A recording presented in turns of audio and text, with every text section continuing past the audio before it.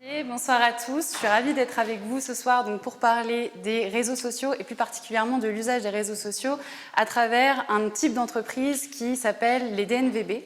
Donc on va voir ensemble ce que c'est et comment elles utilisent les médias sociaux aujourd'hui pour développer leur activité et vendre aussi leurs produits et services. Ces marques, il y en a une ou plusieurs que vous devez certainement connaître et leur point commun, c'est qu'elles sont toutes donc des DNVB. Pourquoi? Parce qu'elles ont toutes commencé leur activité, elles se sont toutes développées 100% en ligne au départ. Il y en a peut-être certaines aujourd'hui que vous trouvez en magasin, mais à l'origine, elles ont toutes eu une vie qui a été 100% digitalisée et le web a vraiment été le seul canal qu'elles ont utilisé pour développer leur notoriété, leur vente, pour créer une communauté, etc., etc. Donc DNVB, ça veut dire Digital Native Vertical Brand. Donc Digital Native parce que elles sont nées sur le web. Vertical parce que ce sont des entreprises qui choisissent un secteur, une verticale en particulier pour développer leurs produits. Et donc en fait, dans ce contexte-là, on pourrait très vite faire un rapprochement entre les entreprises classiques qu'on connaît sur le web qui vendent et qu'on appelle e-commerçants. Donc c'est vrai qu'elles ont un point commun, les deux modèles vendent en ligne, mais en fait la comparaison elle s'arrête là. La grosse différence entre les deux, c'est que là où les e-commerçants vont utiliser le digital en tant que levier de distribution assez classique, les DNVB, elles vont utiliser le digital comme moyen d'expression. Donc c'est vraiment grâce au digital qu'elles vont créer leur branding, qu'elles vont créer une communauté, échanger avec leur communauté et elles vont avoir un lien qui va être beaucoup plus direct en fait avec leur clientèle qu'un e-commerçant au sens classique du terme. Un e-commerçant, ça peut être une entreprise qui a d'abord existé en physique, qui a une boutique physique et qui ensuite décide de vendre en ligne. À partir de ce moment-là, ça devient un e-commerçant. Pour autant, il ne va pas développer une relation très particulière avec sa communauté et avec sa clientèle. C'est juste un moyen de distribution de ses produits ou services. Donc la différence, elle est vraiment dans l'âme, on va dire, de l'entreprise et dans sa relation avec sa clientèle. 715, c'est le nombre de DNVB qu'il existe aujourd'hui en France. En tout cas, ça c'était en 2022, alors qu'en 2019, il n'y en avait que 340. Donc on voit qu'il y a quand même un gros développement de ce modèle d'entreprise-là, parce que c'est un modèle qui fonctionne. Il n'y a pas que des avantages, c'est comme tout, mais par contre, c'est quand même un modèle qui est de plus en plus dans l'air du temps, qui casse un petit peu les codes des entreprises traditionnelles avec les canaux de vente classiques. Et là, c'est vraiment quelque chose qui va être plus dynamique. Il y a beaucoup de startups, notamment, qui se lancent dans un format DNVB, et c'est pour ça qu'on observe vraiment un gros développement de ce type d'entreprise-là. Il y a un tel développement qu'il y a même une association qui s'appelle France DNVB, qui est portée par 6 des startups pionnières de ce modèle-là, et donc qui a pour objectif en fait, d'accompagner un petit peu les entreprises qui se lancent sous ce format-là. Et en fait, c'est un format qui existe depuis plusieurs années et qui a un petit peu évolué finalement par rapport à entre le début et ce qu'on connaît aujourd'hui. Au début, en fait, c'était plutôt des entreprises qui s'adressaient à une cible très très jeune, les millennials. Ils étaient 100% en ligne et ils se développaient vraiment jamais en physique. Qu'aujourd'hui, on observe que c'est des entreprises qui peuvent s'adresser quand même à des cibles un petit peu différentes, un petit peu plus âgées entre guillemets, mais pas forcément que des adolescents ou des jeunes adultes. Et en plus, ces entreprises-là peuvent également se retrouver dans une boutique physique, soit par des revendeurs, soit en ouvrant des pop-up stores ou ce genre de choses. On y reviendra tout à l'heure en étudiant certains cas et certaines histoires sur ces DNVB-là. Aujourd'hui, c'est d'ailleurs, il y a tellement en fait de DNVB et il y a tellement d'activités qui se développent sous ce modèle qu'il y a même un concours qui est organisé pour récompenser les DNVB qui méritent d'être mis en avant, qui est un concours qui est porté par un groupe de centres commerciaux, le groupe Carmilia. Et en fait, ils organisent donc ce concours-là et la start-up, la DNVB qui remporte le concours aura la possibilité de mettre en avant sa marque et ses produits pendant un laps de temps déterminé au sein d'un centre commercial. Donc on voit bien aujourd'hui qu'il y a quand même la volonté de développer et d'accéder à une clientèle aussi physique mais encore une fois qu'il y a eu une présence en ligne et qu'il y a déjà eu une notoriété et une identité qui a été créée en ligne. Les DNVB, c'est vraiment quelque chose qui se développe grâce aux social media. On y reviendra plusieurs fois. La communauté est une notion qui est extrêmement forte et extrêmement importante pour ce modèle d'entreprise-là. Et donc forcément, quand on parle de communauté, ça nous fait penser aux réseaux sociaux et il y a une stratégie très très importante à mettre en place pour tirer profit de ces médias-là. Pour ça, on va voir quelques chiffres. On va voir que, ça c'est une étude qui a été réalisée en 2022 sur un panel de environ 300 DNVB. Et donc, parmi ces 300, il y a 14% d'entre elles qui ont moins de 5000 followers. Donc, ça veut dire qu'il y a quand même beaucoup de DNVB qui ont plus de 5000 followers. 5000 followers pour une communauté professionnelle, ça commence à être pas mal. Il y a 10% d'entre elles qui ont plus de 100 000 followers. Donc là, ça commence à être aussi vraiment un chiffre assez important. Et en fait, il n'y a qu'une seule DNVB qui dépasse le million d'abonnés, c'est Cézanne, une marque que vous devez très certainement connaître de prêt-à-porter. C'est la seule qui dépasse le million, mais ça veut quand même dire qu'il y a un certain nombre d'abonnés et de gens qui sont très engagés envers ce type d'entreprise.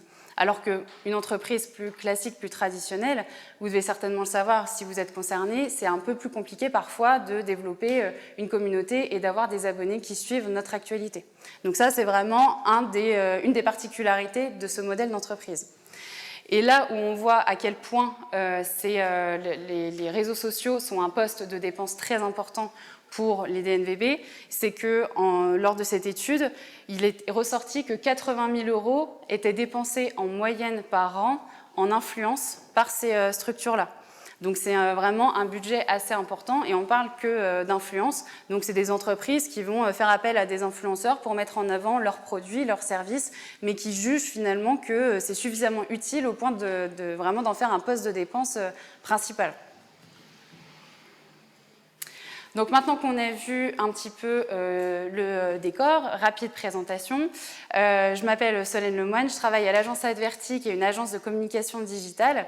J'y suis depuis 5 ans maintenant. On est tous spécialisés dans un pan du web marketing.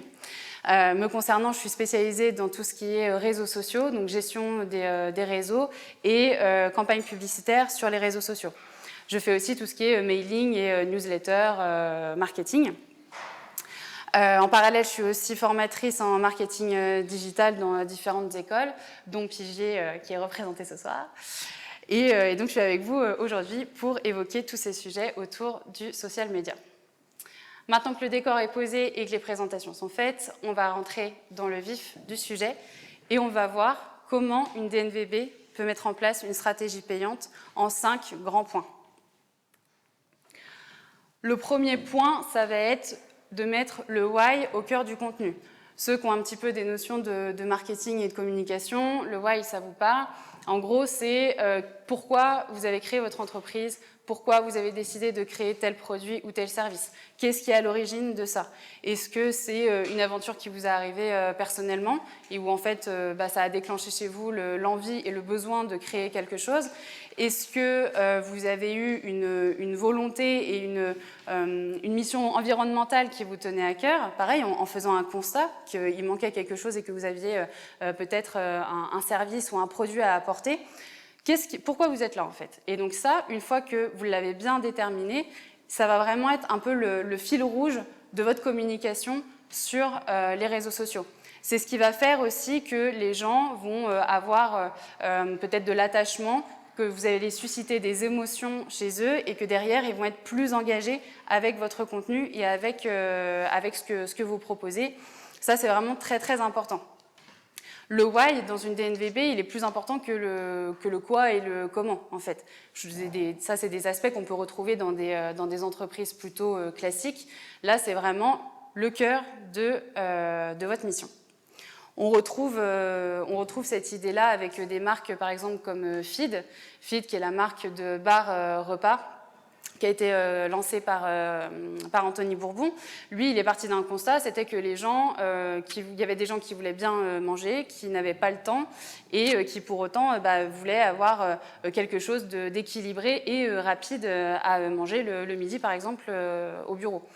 Là, du coup, il a créé une barre de céréales ou autre qui répondait à ce besoin-là. Donc aujourd'hui, vraiment, c'était le besoin qu'il avait identifié et donc il a créé ce produit pour ça.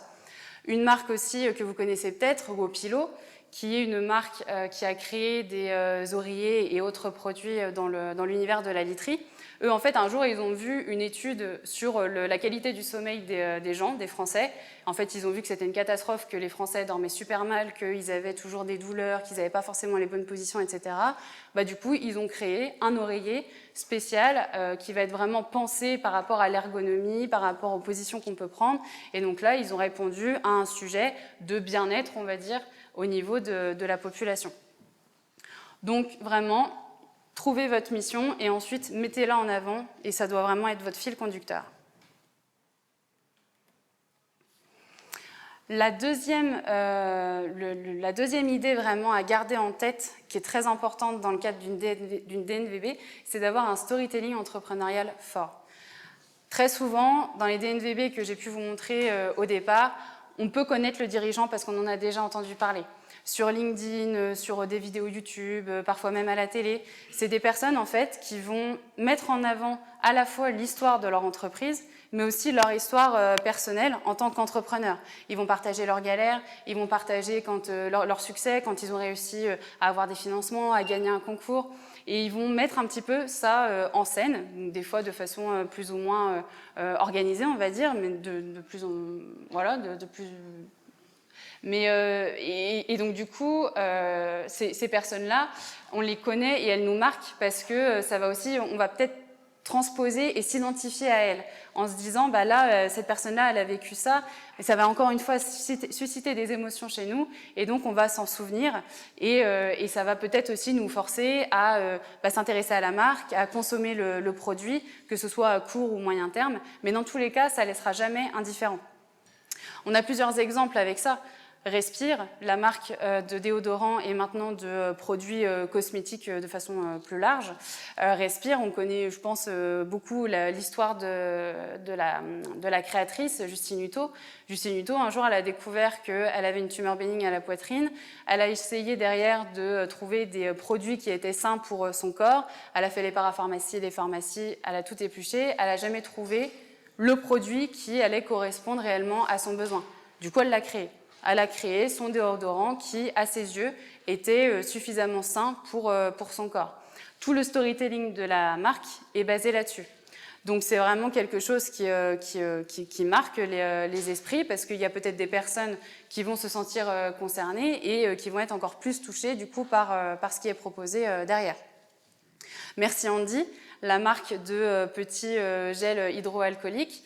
Maintenant, c'est pareil, ils font d'autres produits, mais à l'origine, ils ont lancé juste des gels hydroalcooliques et on a une identité quand même qui est assez atypique sur Merci Andy. C'est des licornes, des arcs-en-ciel et des paillettes. C'est quand même assez osé pour une marque de partir dans une identité comme ça. Et pourquoi ? Parce qu'en fait, le dirigeant, un jour, Louis Marty, il a constaté que tous les produits qu'on utilisait au quotidien, que ce soit des produits d'hygiène ou des produits pratiques, on va dire, c'était, à son sens, moche et ennuyeux. Donc du coup, il a créé une marque avec des arcs-en-ciel, des paillettes et des licornes. Et au final, ça a plutôt bien marché. Et derrière, toute la communication, elle a été basée là-dessus.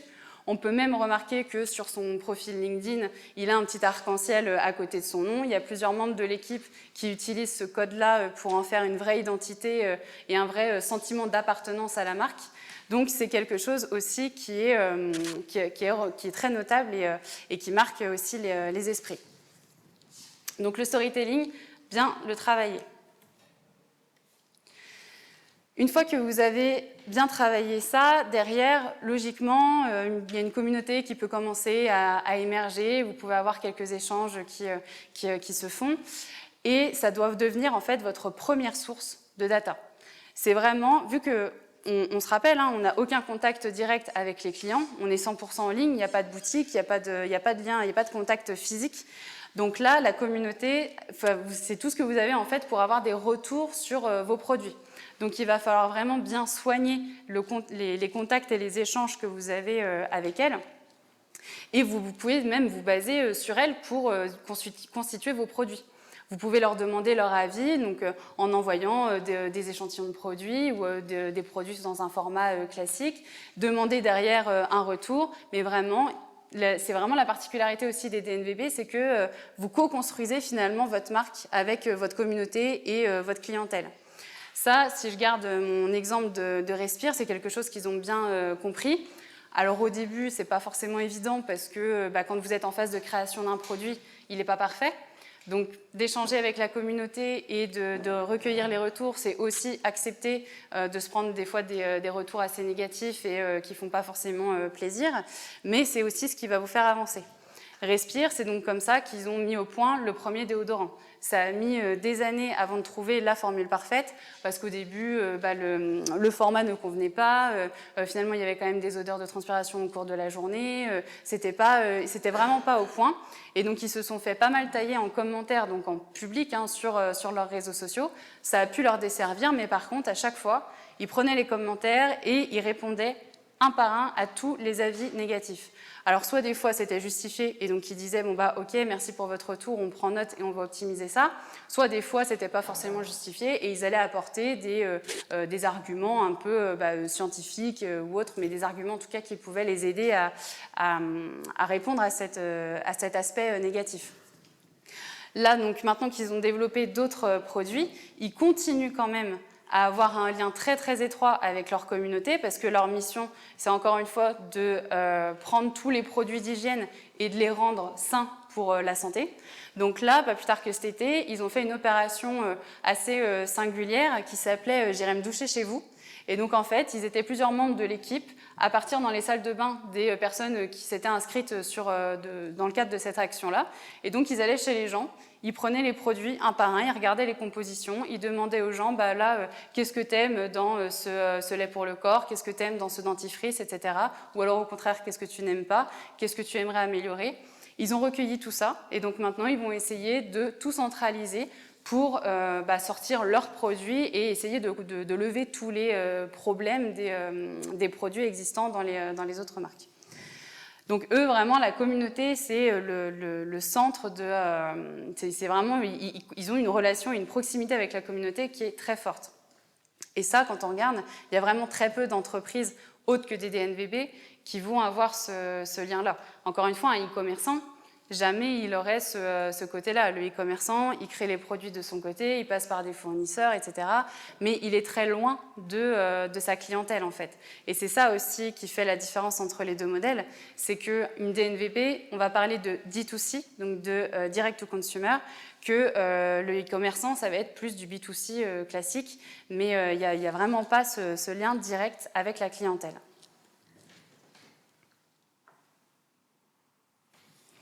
Le D2C, donc, dans ce cadre-là, il faut vraiment avoir une expérience client à soigner, à bichonner, parce que vous êtes vraiment en contact direct avec la clientèle. Il n'y a pas de filtre, en fait. Donc, vous êtes obligé d'avoir quelque chose d'assez sympathique au niveau de l'expérience client, à la fois en ligne, donc sur le site Internet.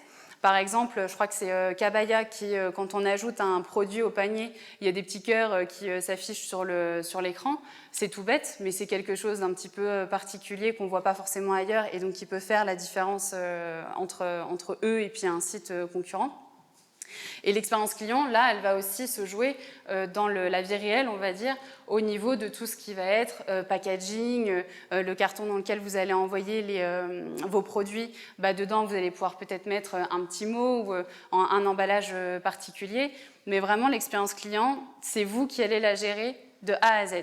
Il n'y aura personne pour le faire à votre place. C'est pas, encore une fois, comme quand vous passez par un revendeur où là, vous allez peut-être profiter de la notoriété ou du savoir-faire, en tout cas, du revendeur en question. Il y en a qui passent par des revendeurs, mais ceux qui sont vraiment en direct, il faut vraiment qu'ils gèrent tout de A à Z. Et c'est ça aussi qui va participer à l'attachement envers votre marque. C'est tout bête, mais on est tous sensibles quand on ouvre un colis à avoir le petit mot, même si on sait très bien qu'il n'a pas été rédigé que pour nous, on trouve ça sympa. Si on voit un petit ruban ou un petit design particulier qui est dans le colis ou dans le packaging global du produit, ça va faire la petite différence. Et on va apprécier ça. Et la marque, on va se dire, bon bah ok, c'est cool, il y a un petit sentiment d'attachement. Et la différence aussi entre ceux qui passent par les revendeurs et ceux qui passent comme ça en direct, c'est que ceux qui passent par des revendeurs, on va dire qu'ils ont, les revendeurs, ils vont avoir la relation commerciale avec la clientèle de l'entreprise, donc de la DNVB, que quand vous passez en direct, vous avez vraiment presque une relation amicale, en fait. Et c'est pour ça que chaque client doit être vraiment être traité avec une attention particulière. S'il y a des retours négatifs, ne surtout pas les négliger. Il y en a beaucoup qui mettent en place des systèmes de support, on va dire, avec une équipe interne qui va avoir un service client qui va gérer toute la partie service client. Et donc, il y en a beaucoup, quand ils reçoivent un avis négatif ou un retour quelconque, ils vont recontacter derrière la personne en disant bonjour, désolé pour la mauvaise expérience, est-ce que vous pouvez nous en dire plus? Et derrière, ça va vraiment être traité avec une attention spéciale pour pouvoir corriger ces petits défauts-là et pour pouvoir avoir un maximum de personnes qui soient satisfaites du service proposé et du produit.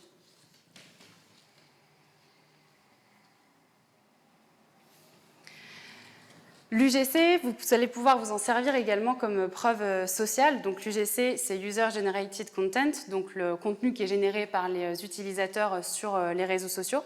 Ça, c'est quelque chose qu'on voit depuis quelques années maintenant, notamment sur des réseaux comme Instagram.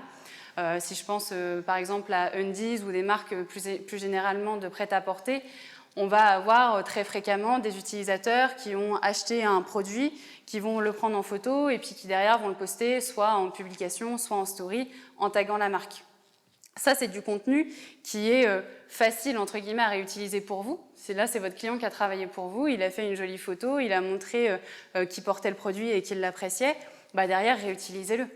Réutilisez-le, ça va vraiment être un point fort pour vous, ça va vous apporter de la crédibilité auprès des prospects.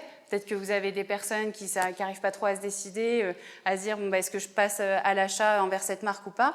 Et puis bah, en fait, à force de repartager du contenu de personnes qui, elles, ont sauté le pas et sont passées à l'achat, peut-être que ça va déclencher ce passage-là aussi chez les personnes hésitantes.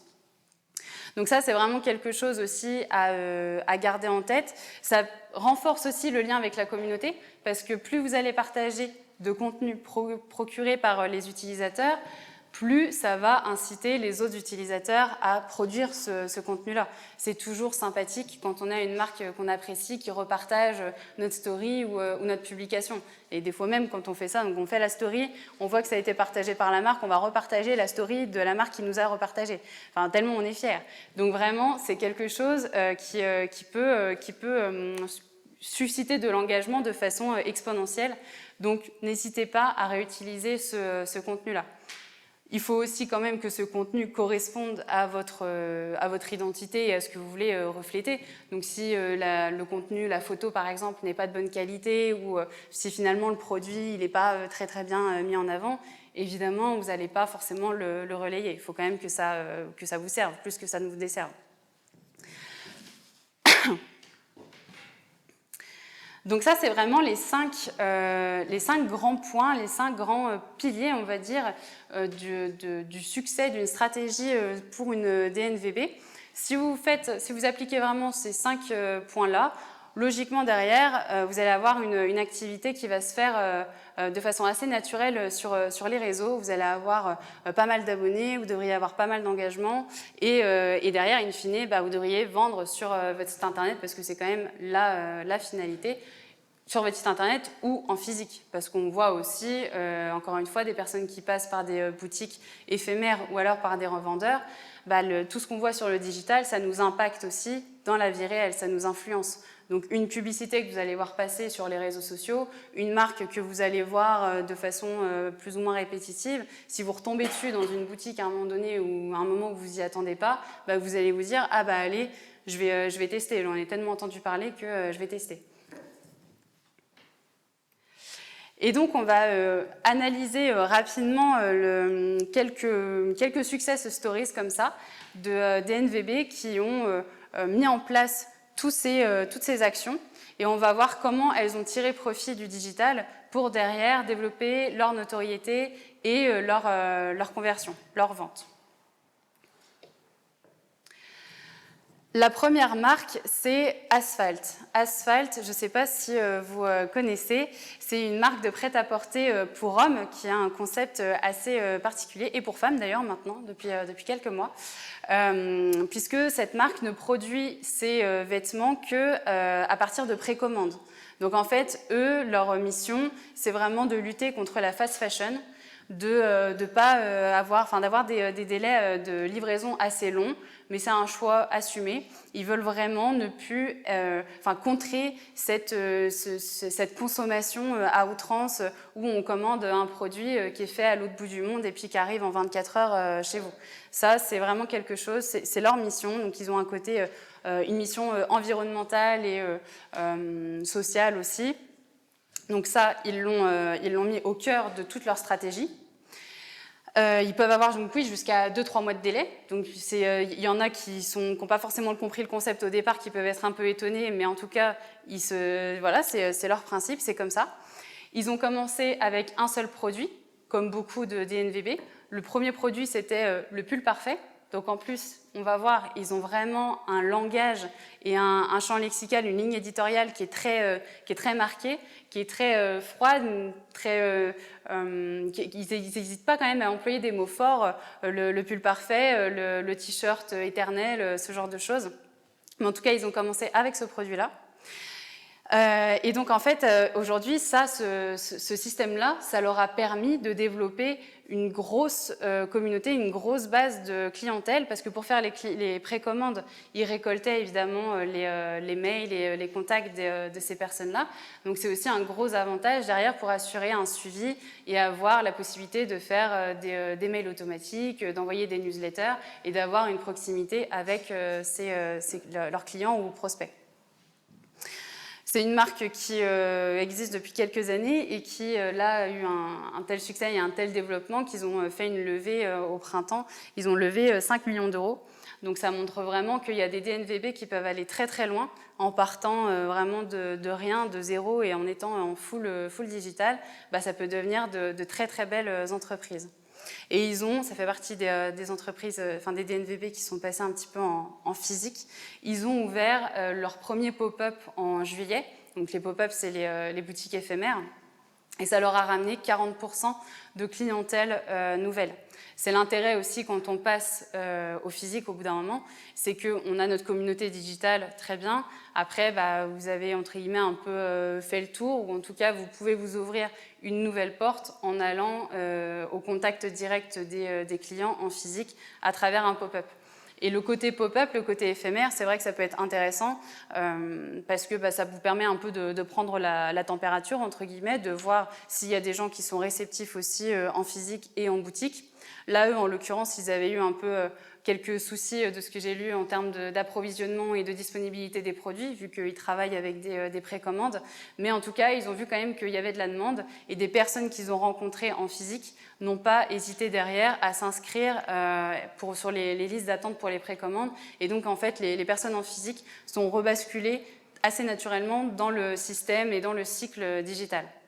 Donc ça peut vraiment être très complémentaire quand les actions sont bien mises en avant, sont bien préparées et sont bien structurées. Donc en analysant un petit peu leurs réseaux sociaux, donc déjà on voit qu'ils ont une grosse communauté sur Instagram, ils ont près de 90 000 followers. En réalité, ils en ont même un peu plus puisque, comme je le disais, ils se sont ouverts aux femmes maintenant. Et donc ils ont fait un compte pour hommes et un compte pour femmes. Donc ils ont deux communautés qui sont bien distinctes. Celle pour femmes est forcément moindre que celle pour hommes, c'est normal. Mais par contre, ils ont vraiment une visibilité qui est assez forte. Et là où je vous disais qu'ils avaient une tonalité qui était assez marquante, quand on regarde leur bio, ils ont écrit « des fringues qui durent » pour vous permettre de mieux consommer. C'est des phrases qui sont très courtes, qui sont très impactantes.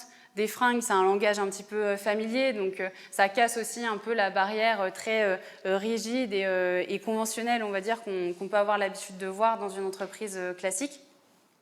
On remarque aussi sur leur story à la une, à chaque fois, ils mettent des points dans les titres. Les points, donc ça rajoute encore une fois un côté très brut, mais c'est ce qui fait toute leur identité. Et finalement, ça colle assez bien aussi avec leur mission de revenir à des choses basiques, à des choses neutres et sans chichi, on va dire. Donc vraiment, tout est bien net et tout est bien direct. Sur leur compte Instagram, ils ont une stratégie qui est assez intéressante. Donc en fait, je ne vous ai pas mis tout le feed, mais déjà, ils n'ont que des photos très qualitatives. On voit des modèles qui portent les vêtements dans des cadres assez jolis parce qu'ils utilisent beaucoup la nature. Donc ils vont avoir des photos en montagne ou ce genre de choses. La nature, c'est pareil, ça refait un petit peu le lien avec le côté basique et très brut de leur identité. On peut le voir un petit peu sur la photo là à gauche. Ils ont une cible qui est assez CSP+, parce qu'on est quand même sur des produits Made in France, etc. Donc forcément qui coûtent plus cher que ce qu'on pourrait trouver ailleurs. Et donc là, on voit le J-9, c'est tout simplement pour dire J-9 avant la prochaine précommande, parce qu'ils ont des cycles de précommande comme ça. Donc il y a des périodes où on ne peut plus passer le précommande, et ça crée aussi un peu le sentiment d'urgence et l'envie de ne pas rater la prochaine précommande. Donc ils mettent bien ça en avant. On retrouve ici donc, leur collection dont je vous parlais tout à l'heure, Les Éternels. Ils ont vraiment une ligne éditoriale qui est assez intéressante et qui fait toute leur particularité.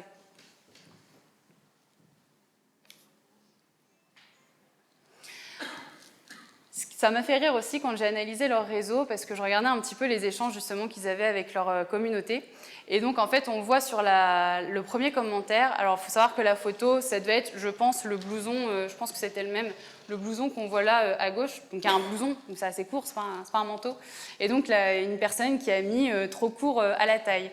Et le CM d'Asphalt a répondu c'est normal, c'est un blouson.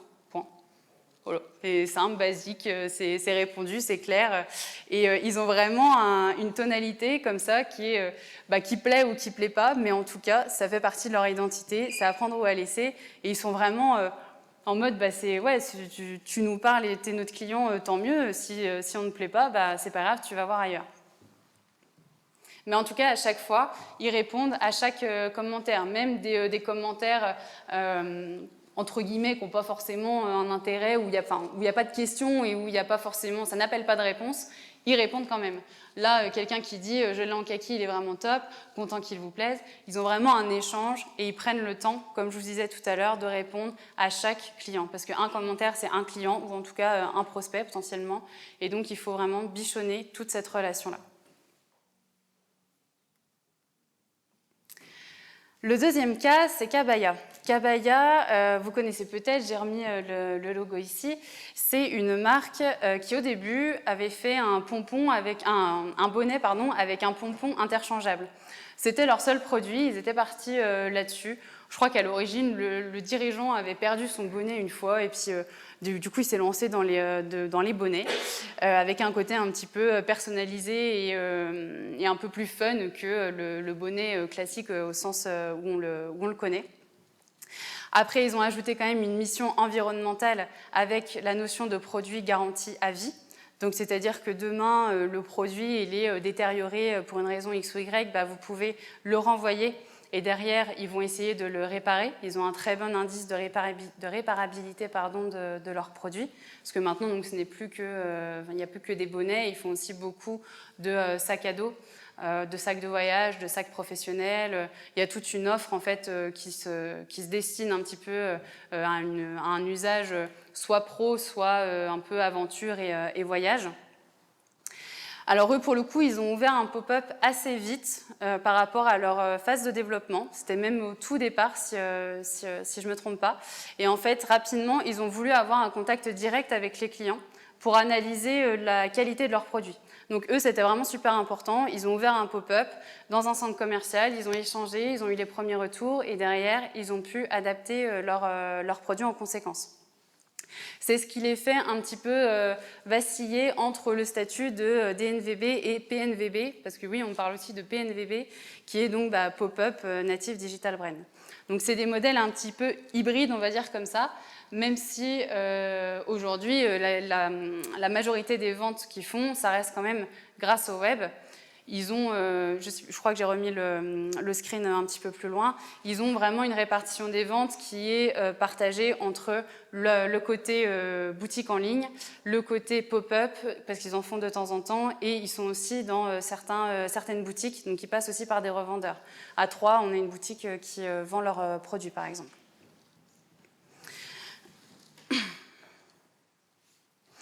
Et alors eux, au niveau du contenu, donc là j'ai analysé plutôt une partie publicitaire, parce que la partie publicitaire sur les réseaux, je le rappelle pour ceux qui ne le sauraient pas, en fait sur les réseaux sociaux, il y a deux types de contenu. Il y a un contenu qu'on va appeler organique, ça c'est les publications que vous faites de façon classique sur une page entreprise, donc vous mettez un texte, une photo, vous publiez et voilà.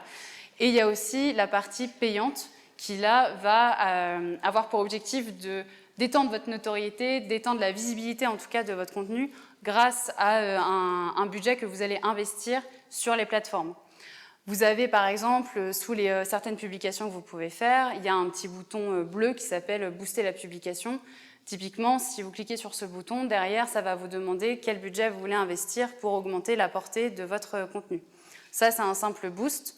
En parallèle, il y a tout un monde caché, on va dire, où vous pouvez créer des campagnes publicitaires. Donc, vous allez vraiment créer des textes particuliers, vous allez faire des visuels particuliers sous différents formats.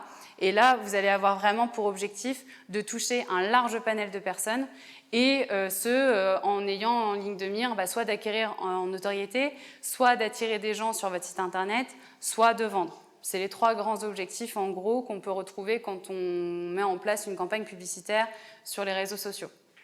Donc ça, c'est pour vous poser un petit peu le cadre.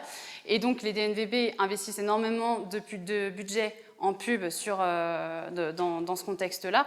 C'est pour ça que toutes les marques qu'on a vues au départ, tous les logos, il y en a beaucoup, je pense que vous avez dû voir passer à un moment donné sur Facebook ou sur Insta parce qu'ils sont vraiment très très forts sur tout ce qui est créa et campagne publicitaire. Donc si on revient à Kabaya, ils utilisent beaucoup le côté UGC dont on parlait tout à l'heure. Donc ils vont récupérer un peu le contenu de leurs clients pour en faire des publicités et pour montrer différents aspects de leurs produits.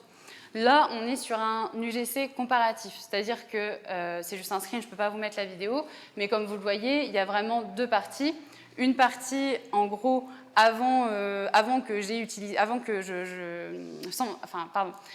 acheté mon sac Kabaya, j'avais un autre sac plus traditionnel, et donc mon sac, il s'usait rapidement, il tenait pas droit, il y avait vraiment beaucoup de problèmes.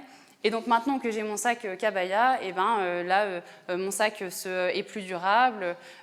Voilà, tous les freins et tous les inconvénients que j'avais auparavant, là avec Kabaya, ces problèmes-là, ils sont résolus. Ce genre de contenu, ça va avoir un impact particulier chez les gens qui vont voir la publicité, parce qu'ils vont vraiment avoir un rendu concret de l'apport et du bénéfice du produit. Là, ils vont vraiment se dire « Ah bah oui, effectivement, un sac classique, en fait, ça a beaucoup de défauts, que là, Kabaya propose quand même quelque chose d'assez qualitatif, donc potentiellement, ça va donner envie d'en savoir plus. » Donc pour en savoir plus, c'est ça aussi qu'on reconnaît une publicité, c'est quand vous avez un CTA ici, avec un titre, et puis le petit lien sponsorisé aussi qu'on voit tout en haut. Donc ça va vraiment avoir un côté où les gens vont pouvoir s'identifier et transposer facilement leurs besoins. Ça va même créer le besoin des fois, alors que leur sac, ils avaient peut-être un sac qui était très bien, qui était un peu usé, mais qui était très bien. Mais là, en voyant ça, ils vont se dire « Ah ouais, il me faut vraiment un Kabaya parce que ça a l'air vraiment chouette ». Là, ils utilisent un autre, c'est encore un autre type d'UGC parce qu'il n'y a pas il n'y a pas le avant-après, on va dire, mais par contre, on est toujours dans l'optique de comparer avec Kabaya et sans Kabaya. Donc là, sans un sac Kabaya, elle va galérer à trouver le contenu qu'elle a dans son sac parce que c'est pas bien compartimenté, parce que il y a des choses aussi que le sac va se détériorer plus rapidement, etc. Tous les arguments qu'on a déjà évoqués. Donc là, ils vont aussi remettre en avant ce type de contenu-là, avec en texte quelque chose d'assez simple, d'assez court finalement, mais toujours dans l'optique d'avoir un impact assez percutant auprès de son audience.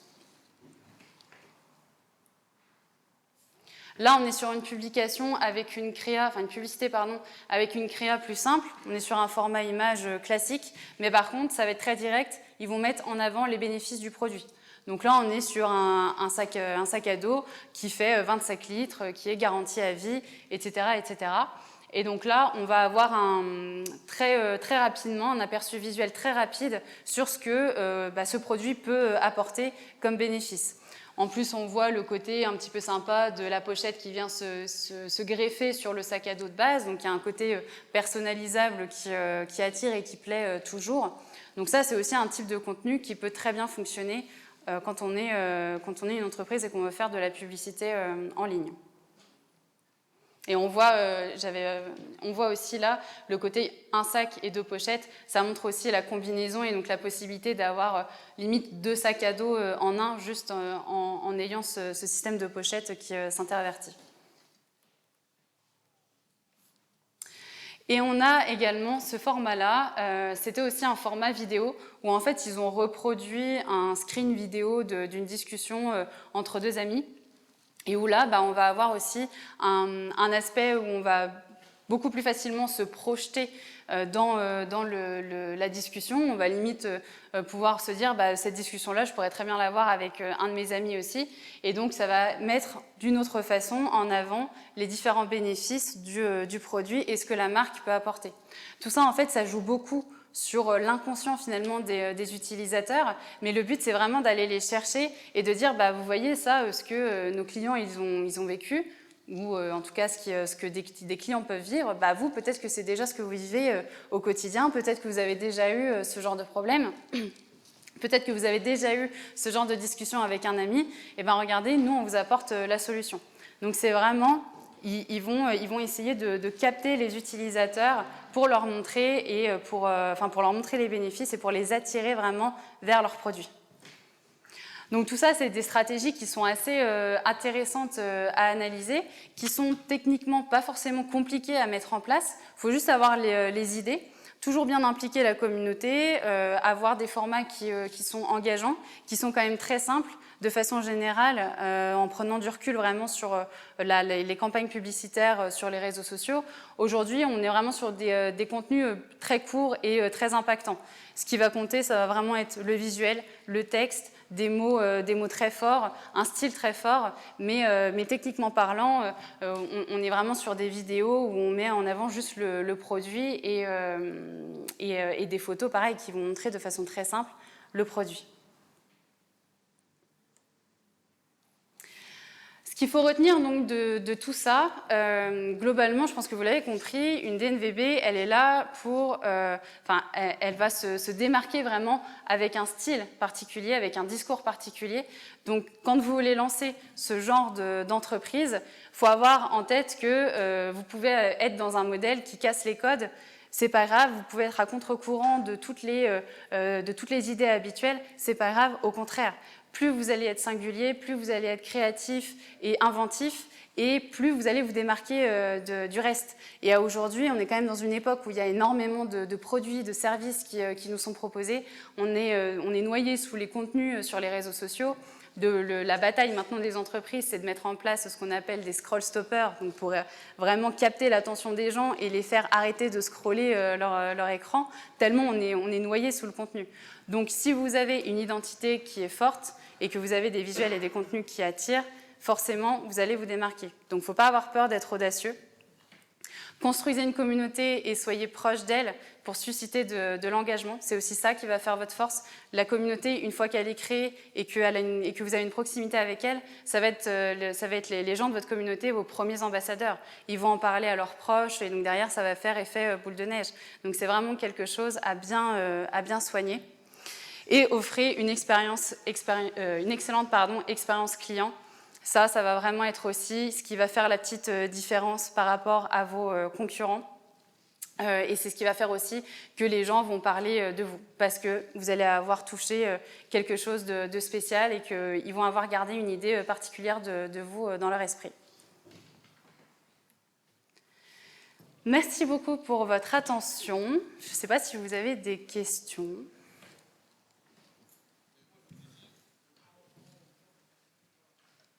Non.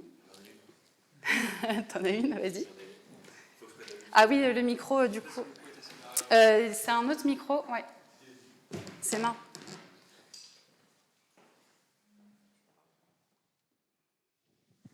J'avais préparé au cas où quand même. Maintenant que tu as pensé le sujet d'NVB, alors c'est plus un avis ou des chiffres, enfin en fonction de ce que tu auras. Mais il y a une question qui m'est venue en écoutant, notamment les différentes marques. Alors j'ai essayé de faire la synthèse, mais c'est une question plus sur le marché des DNVB. Comment est-ce que tu vois évoluer les marques demain? Parce que en gros, j'essaie de formaliser, mais j'ai l'impression que toutes les DNVB, c'est toujours des produits un peu haut de gamme, sur une cible relativement restreinte, et ils sont toujours en challenger sur un marché plutôt que leader.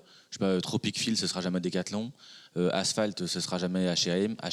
C'est pas les mêmes produits, hein, mais je veux dire, demain, il n'y aura pas une majorité de gens qui achètent chez Asphalt plutôt que chez Decathlon ou H&M. Pareil pour Wopilo, ils vendent des oreillers, mais il y aura toujours Litry, je sais pas quoi. Du coup, je pense que ça peut aider aussi ceux qui lancent leur marque à avoir le bon positionnement. Mais en même temps, pour compliquer la question, on voit H&M qui ferme ses magasins et qui va dans une direction, peut-être, je ne sais pas jusqu'où iront, DNVB. Donc si je fais la synthèse, quelle place pour les DNVB demain? Challenger, leader et pour toutes les marques.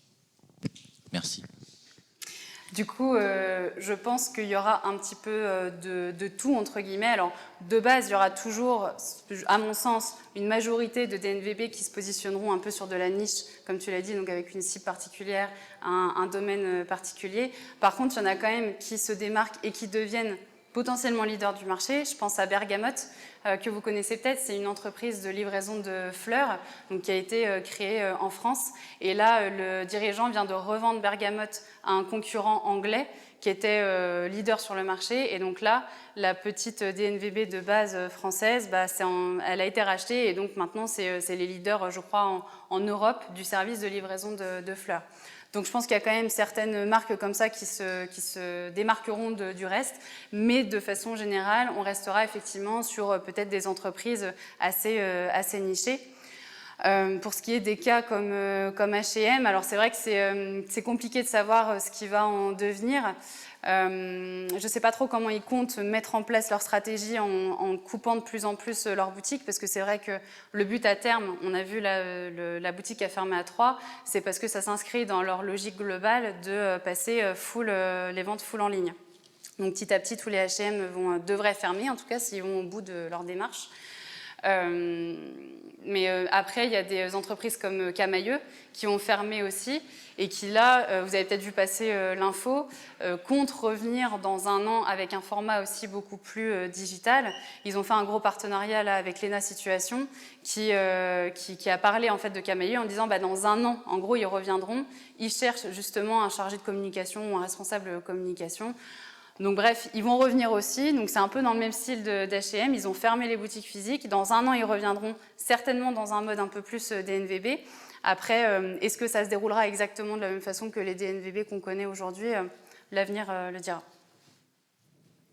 Est-ce que ça te va comme réponse? Non. Est-ce qu'on a d'autres questions? J'arrive. Hop.